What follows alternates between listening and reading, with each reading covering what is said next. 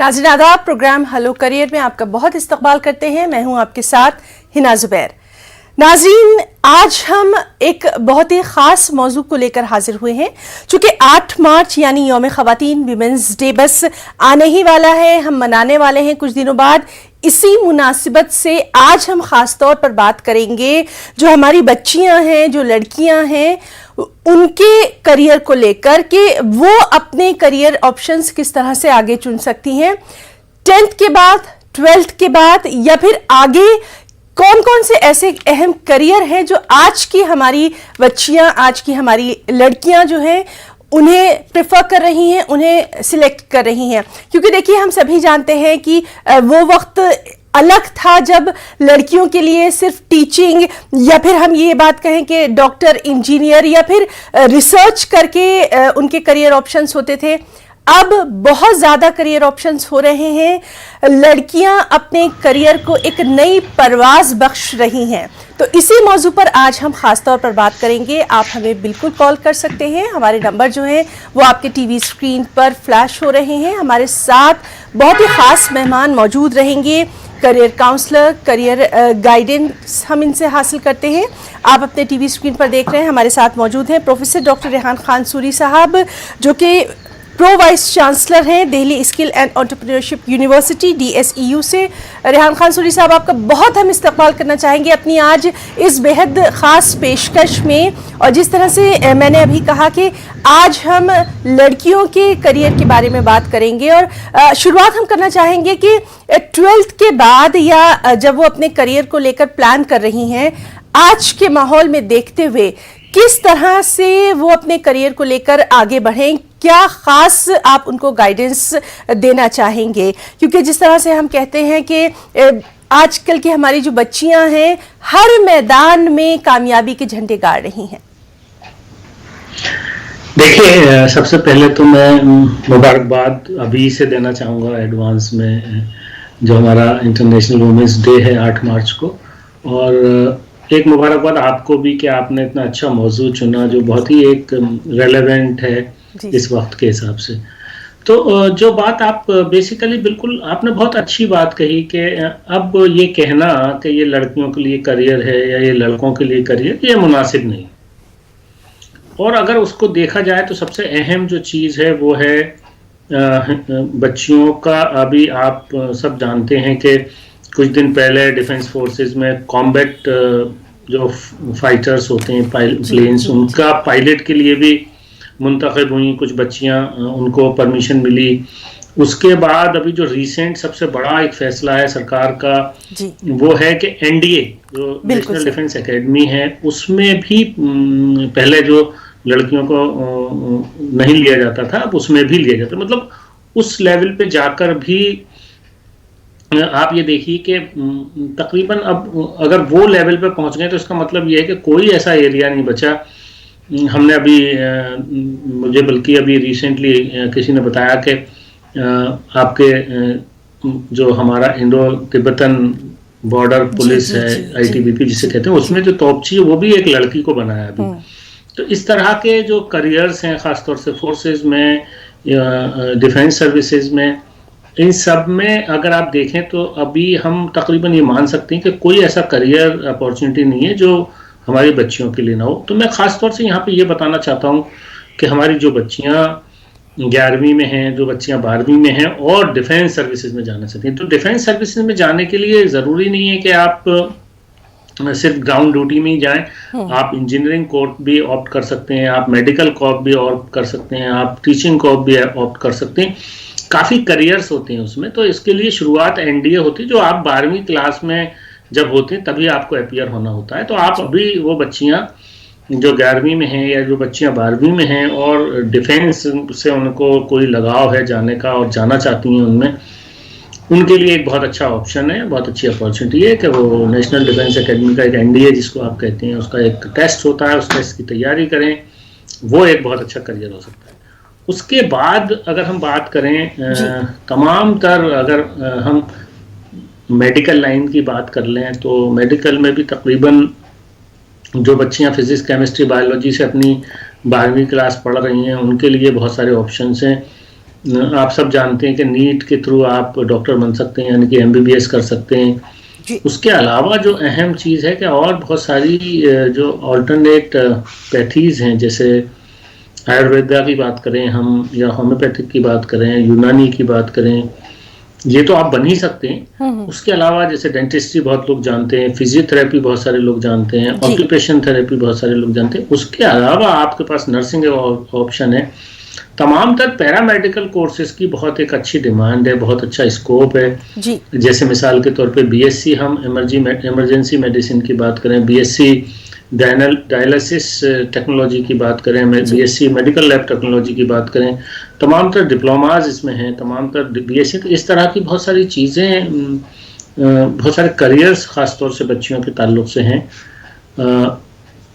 जी तो बिल्कुल तमाम तर बिल्कुल। अगर मैं बात करना शुरू करूं तो जी जी बच्चों के मैं ताल्लुक से, इसमें एक छोटी सी जी बात ऐड करना चाहूँगी, जो कि हम देख रहे हैं कि जो बिजनेस है, बिजनेस की फील्ड में भी हमारी लड़कियां आगे बढ़ रही हैं। ख़ासतौर पर हुकूमत की तरफ से उनको स्टार्टअप शुरू किए जाने के लिए बहुत ज़्यादा हेल्प दी जा रही है, फाइनेंस की तरफ से भी उनको सलाह मशवरा भी दिया जा रहा है। तो क्यों ना हम यहीं से शुरू करें कि अगर बिजनेस का कोर्स वो करना चाहती हैं तो उन्हें किन खास बातों का ख्याल रखना होगा सर? बहुत अच्छी बात आपने कही। मैं थोड़ा सा यहाँ ऐड करूंगा जी कि बिल्कुल अगर आप बिल्कुल। गवर्नमेंट ऑफ इंडिया का इनिशिएटिव देखें तो वुमेन ऑन बोर्ड, मतलब जी बोर्ड ऑफ जी डायरेक्टर्स जी पे वुमेन की भागीदारी की बात की जा रही है। बहुत सारे ऐसे ऐसे बिजनेसेस हैं, मैं अभी एम्प्लॉयमेंट की बात कर रहा हूँ, बहुत सारे ऐसे बिजनेसेस हैं जहाँ पर नंबर ऑफ वुमेन बहुत कम है, जैसे मैन्युफैक्चरिंग सेक्टर। तो इस तरह के मैन्युफैक्चरिंग सेक्टर में डाइवर्सिटी ड्राइव्स की जा रही हैं, तमाम कंपनियाँ अपने वर्कफोर्स में वुमेन वर्कफोर्स बढ़ा रही हैं। उसके अलावा जैसा कि आपने कहा, बिजनेसेस में गवर्नमेंट ऑफ इंडिया की बहुत सारी स्कीम्स हैं एक्सक्लूसिवली बच्चों के ताल्लुक से। अगर आप देखें तो उद्यमी करके एक जी जी सिडबी जी की जी है, मुद्रा करके है, जी बहुत सारी ऐसी स्कीम्स हैं जिसमें बहुत सारी फैसिलिटीज खासतौर से वुमेन एंटरप्रेन्योर्स को दी जाती हैं। वुमेन अगर एंटरप्रेन्योरशिप में आना चाहती हैं, वुमेन बिजनेस में आना चाहती हैं, उसके लिए मैं यहाँ ये सजेस्ट करूँगा कि कोई बिजनेस प्रोग्राम करना चाहिए। जैसे आपके पास बीबीए अगर आप करते हैं, बीएमएस करते हैं, जो मैनेजमेंट स्टडीज होता है। इसके अलावा कॉमर्स, एक बीकॉम भी अच्छा प्रोग्राम होता है जिसमें आपकी लर्निंग एक खासतौर से फाइनेंस को लेके होती है, जी जी और बिजनेस स्टडीज में उसके बाद फर्दर मास्टर्स भी आप कर सकते हैं। लेकिन एंटरप्रेन्योरशिप के लिए अहम ये है कि आपको बिजनेस की अंडरस्टैंडिंग होनी चाहिए, और उसके लिए बीबीए एक बहुत अच्छा प्रोग्राम है। जी बिल्कुल। और सर, जो एक काउंसलिंग का भी धीरे धीरे हम देख रहे हैं कि हमारी लड़कियां जो हैं वो काउंसलर बनने के लिए भी आगे बढ़ रही हैं। इसमें भी क्या मुख्तलिफ डिप्लोमा कोर्सेज या फिर डिग्री कोर्सेज जो हैं उनके लिए बेहतर होंगे? देखिए, काउंसलिंग में खासतौर से जो बिहेवियरल काउंसलिंग की बात हम करते हैं, आपने देखा है कि खासतौर से कोविड के दौरान और जी जी कोविड के ये जी पिछले दो साल गुजरे, इसमें मेंटल हेल्थ के केसेस बहुत हाई हुए। बिल्कुल और ठीक। वैसे भी अगर आप इससे पहले भी जो स्टडीज थी उसमें ये था कि 40% जो हैं लोग वो किसी न किसी तरह के मेंटल हेल्थ के इशू उनके साथ हैं, डिप्रेशन के शिकार हैं या किसी और एंजाइटी के शिकार हैं। तो इस तरह के अगर देखे जाएं तो काफ़ी कहते हैं कि बड़ी ज़रूरत है। और काउंसलिंग ख़ास तौर से कही जाती है कि इसमें एक बहुत ही आप ये कह सकते हैं कि बच्चों के ताल्लुक से बहुत ही रेलेवेंट और बहुत ही एप्रोप्रिएट एक एरिया है। और इसको करने के लिए कोई भी, आपने चाहे बैचलर मतलब पीसीएम से अपना 12th किया हो, आपको बैचलर्स प्रोग्राम करना चाहिए, जो बीए साइकोलॉजी होता है जी वो करना चाहिए। मेरा ये कहना है कि या किसी ने बीए किया है तो वो कोई भी पीजी डिप्लोमा कर सकते हैं, काउंसलिंग में रहता है। इसके अलावा काउंसलिंग में खास तौर से अगर आप देखें तो बीए के बाद आपको मास्टर्स करना चाहिए। जो लोग मास्टर्स साइकोलॉजी करते हैं वो, तो आप कहीं भी आप अपनी प्रैक्टिस शुरू कर सकते हैं, किसी के साथ काम करके कहीं आप, क्योंकि इसकी बहुत ज़रूरत है। इसके अलावा जो अगर आप देखें तो जितने स्कूल्स हैं वहाँ पर हर स्कूल को एक काउंसलर की ज़रूरत होती है। जी जी वहाँ एक बहुत अच्छा स्कोप होता है। तो जो मुझे लगता है कि काउंसलिंग एक बहुत बड़ा एरिया है, अपकमिंग एरिया है काफ़ी, और बच्चियों को उसमें जाना चाहिए। जी बिल्कुल। और इसी तरह से कंटेंट राइटर हम देख रहे हैं कि हमारी जो बच्चियां हैं, लिखने का उनके अंदर एक जो शौक़ हम लगातार देख रहे हैं, ख़ास तौर से क्योंकि टेक्नोलॉजी का ज़माना है। तो कंटेंट राइटर या कॉपी राइटर, इसको आप किस तरह से देखेंगे लड़कियों के लिए? देखिए, सबसे पहले तो मैं कहूँगा कि आप जहाँ जिस कुर्सी पे बैठी हैं वो भी एक बहुत बड़ा एरिया है, और कॉपी राइटिंग की जब बात आती है, कंटेंट राइटिंग की बात आती है, क्रिएटिव राइटिंग की जब बात आती है, तो क्रिएटिव राइटिंग बहुत अहम हो जाती है। और जर्नलिज्म की अगर बात आती है तो बहुत अहम ये सारे शोबे हैं। और कंटेंट राइटिंग अगर देखें तो हमने ये देखा है जनरली कि बच्चियां बहुत अच्छा करती हैं कंटेंट राइटिंग में और बहुत ऑर्गेनाइज होती हैं।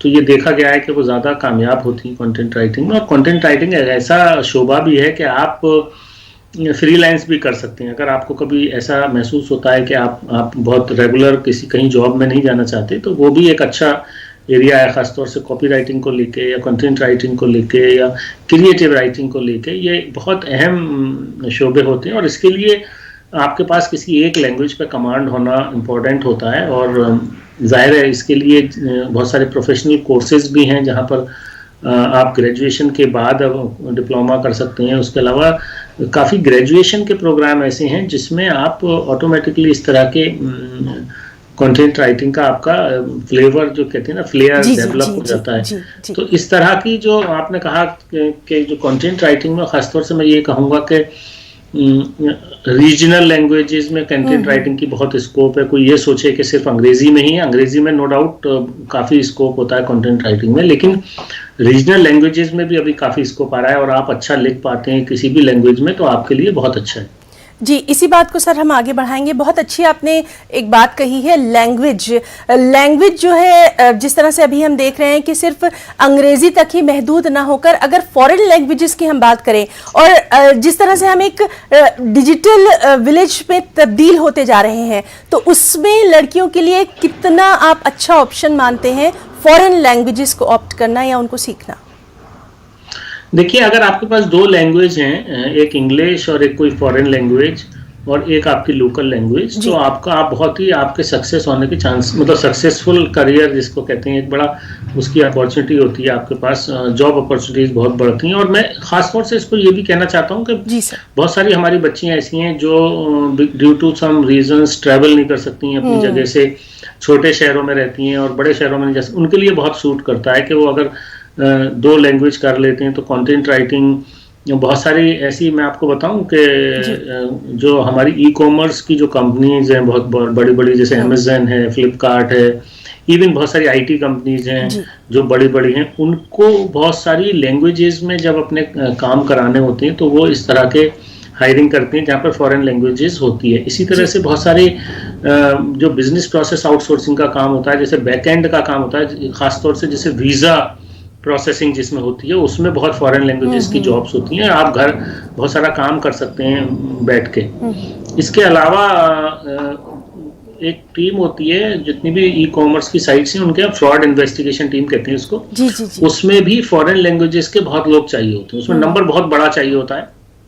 तो इस तरह के बहुत सारे काम हैं जो काफ़ी कंपनी हायर करती हैं और उनकी सैलरीज बहुत हाई होती हैं। जब आप फॉरेन लैंग्वेज सीख लेते हैं तो आपका जो सैलरी रेंज है वो एकदम आपकी तकरीबन 30,000 के बाद शुरू होती है। तो 30,000 मिनिमम होता है। और अगर आप कोई भी बीए प्रोग्राम करके कोई लैंग्वेज कर लेते हैं या बीए कर लेते हैं किसी लैंग्वेज में, तो आपकी प्रोफिशिएंसी अच्छी होनी चाहिए, राइटिंग स्पीकिंग, तो आपके पास बहुत सारा लेकिन एक यही है कि आपके पास अंग्रेजी भी एक एज एन ऑप्शन होना चाहिए, वो भी हेल्प करता है। तो हमारे नाज़रीन और बिलखुसूस जो लड़कियां हमारा ये प्रोग्राम देख रही हैं, उनको आज हमारे साथ जो हमारे करियर एक्सपर्ट हैं प्रोफेसर डॉक्टर रेहान खान सूरी साहब बहुत ही बेशकीमती उनको मालूमात दे रहे हैं और ये यकीन मानिए आपके करियर को आगे बढ़ाने में बहुत ही कारआमद साबित होगी। और आप हमें कॉल भी कर सकते हैं, आपको अपने करियर को लेकर कुछ भी पूछना है, हमारा ये प्लेटफॉर्म खास आपके लिए है। हमारे जो नंबर हैं वो आपकी टीवी स्क्रीन पर फ्लैश हो रहे हैं, आप हमें कॉल करें, अपना सवाल करें और आपको एक बेहतरीन राय यहाँ से मिल पाएगी। सर, हम अपने प्रोग्राम को आगे बढ़ाएंगे और हम आपसे जानना चाहेंगे उन फील्ड्स के बारे में भी जिनको हम भी सुनते चले आ रहे हैं और उनके बिना शायद कोई भी कोर्स जो है लड़कियों के लिए ख़ास तौर पर हम नहीं सोच सकते। इंटीरियर डिज़ाइनिंग और फैशन डिज़ाइनिंग जो हम शुरू से देखते चले आ रहे हैं और अब चूंकि टेक्नोलॉजी आगे बढ़ रही है तो टेक्नोलॉजी के साथ ये भी नई नई शक्ल में हमारे सामने आ रहा है। देखिए, एक इंटीरियर डिज़ाइनिंग की जहाँ तक बात करें या फैशन डिज़ाइनिंग की बात करें, ये सब बड़े क्रिएटिव कोर्सेज होते हैं और इसमें ये माना गया है, देखिए अल्लाह ताला ने इंसान को बनाया है, उसमें अगर देखा जाए तो क्रिएटिविटी में गर्ल्स ज़्यादा मानी जाती हैं और ये बहुत एविडेंट है। आप देखेंगे कि वो आर्टिस्टिक भी होती हैं तो क्रिएटिविटी ज़्यादा होती है और ख़ासतौर से एक सेंस ऑफ एस्थेटिक्स भी जो है वो लड़कियों में ज़्यादा पाया जाता है। तो इस तरह से अगर सक्सेसफुल करियर्स की हम बात करें तो इंटीरियर्स में मैं बताना चाहूँगा कि 10वीं के बाद भी आप अपना प्रोग्राम शुरू कर सकते हैं। डिप्लोमा इन इंटीरियर डिज़ाइनिंग आप कर सकते हैं, डिप्लोमा इन आर्किटेक्चर आप कर सकते हैं, डिप्लोमा इन फैशन डिज़ाइनिंग आप कर सकते हैं, diploma in gem and jewellery design कर सकते हैं। इसके साथ एक प्रोग्राम डिजिटल डिज़ाइन या डिजिटल एंड मीडिया डिज़ाइन, जो डिजिटल मीडिया एंड डिज़ाइन का होता है, जैसे जो प्रोग्राम हम अपनी यूनिवर्सिटी में ऑफर करते हैं, हम अपनी यूनिवर्सिटी में इंटीरियर डिज़ाइन का भी ऑफर करते हैं प्रोग्राम, फैशन डिज़ाइनिंग का भी ऑफर करते हैं। जो डिप्लोमा प्रोग्राम आप 10वीं के बाद भी कर सकते हैं, आप 12वीं के बाद भी कर सकते हैं। उसके बाद 12वीं के बाद आप बीए प्रोग्राम कर सकते हैं डिजिटल मीडिया एंड डिज़ाइन में।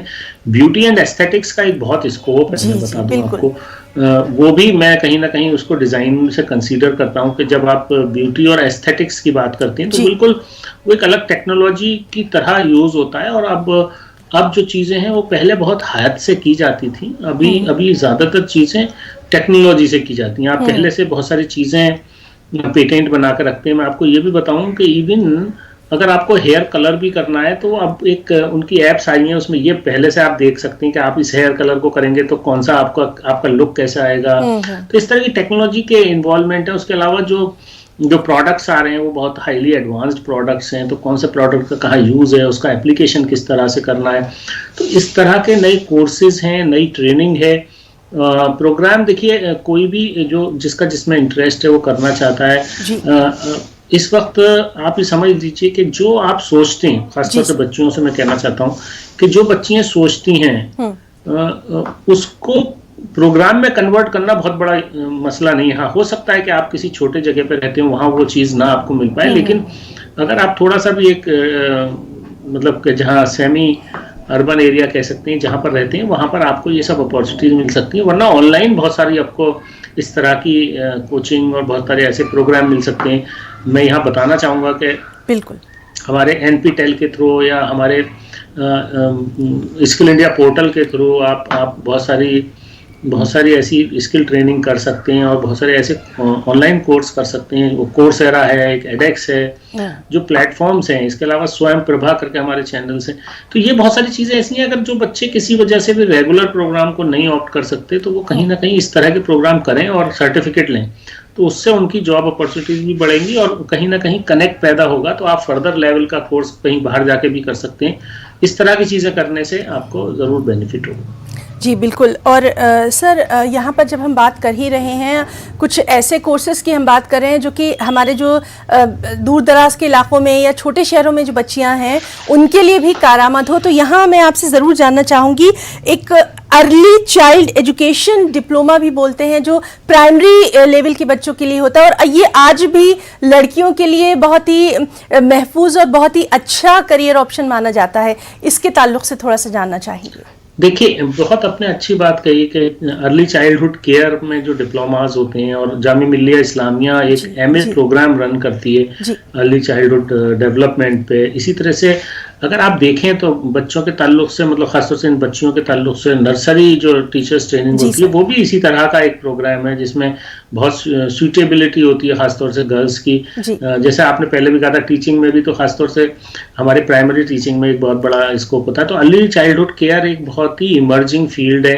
तमाम तर जहाँ पर चाइल्ड प्रोडक्शन की बात आ रही है, चाइल्ड डेवलपमेंट की बात आ रही है, पेरेंटिंग की बात आती है, बहुत सारी जगह पे जो स्कूल्स को एक तरह से ज़रूरत होती है बहुत बार इस तरह के प्रोफेशनल्स की जिनका इस फील्ड में काम होता है। इसी तरह से बहुत सारी डेवलपमेंट सेक्टर की जितनी ऑर्गेनाइजेशंस हैं, कम्युनिटी डेवलपमेंट पे जो काम कर रही हैं, ख़ासतौर से उन बच्चों के साथ काम कर रही हैं जो बच्चे थोड़े वनरेबल प्लेसेस पे होते हैं।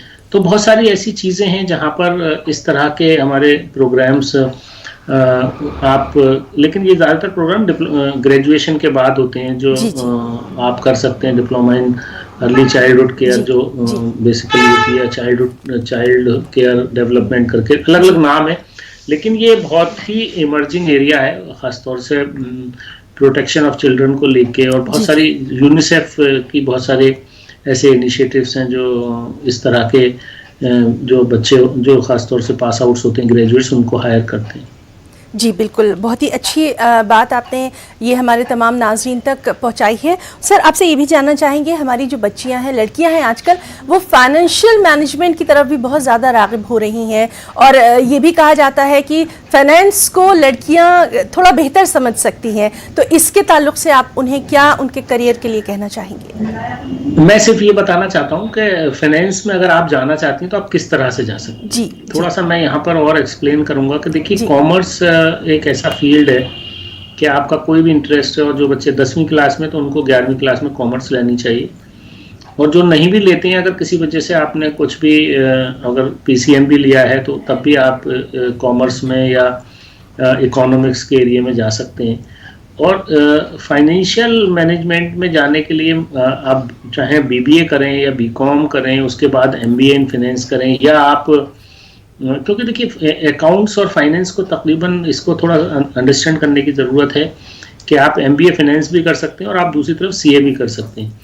तो CA और MBA फाइनेंस में यही फ़र्क होता है कि CA अकाउंटिंग पार्ट होता है जिसमें ज़्यादातर ऑडिट्स वगैरह आती हैं, और फाइनेंस वाला जो काम होता है वो होता है जिसमें आपका प्रोजेक्टेड आपकी जो फाइनेंशियल मैनेजमेंट होता है, या आपका जो आपका एग्जिस्टिंग आपकी कोई भी सेटअप होता है, उसमें फाइनेंसिस को कैसे मैनेज करना है, वो काम होता है। तो फाइनेंस एक कह सकते हैं कि जब आपको कोई चीज़ आगे करनी होती है और आप पहले से प्लान करते हैं, वो फाइनेंस का पार्ट होता है, और जब हो जाता है वो इम्प्लीमेंट, उसके बाद जो उसको मैनेज, उसकी रिकॉर्ड कीपिंग और उसकी जो लीगल उसका फ्रेमवर्क में उसको देना होता है, वो काम जो है अकाउंट्स करता है। So this is the difference between finance and account। क्योंकि फाइनेंस का काम ये होता है कि किस तरह से आप अपने फाइनेंसिस को मैनेज करते हैं। वो इन्वेस्टमेंट्स हो सकते हैं, वो आपका कैश हो सकता है, जो आपका कैश हैंडल होता है। उसके अलावा आप किस तरह से आप अपने प्रोजेक्शंस डिसाइड करते हैं, किस तरह से आप अपने अगले फर्दर इन्वेस्टमेंट्स और एक्सपेंशंस को डिसाइड करते हैं।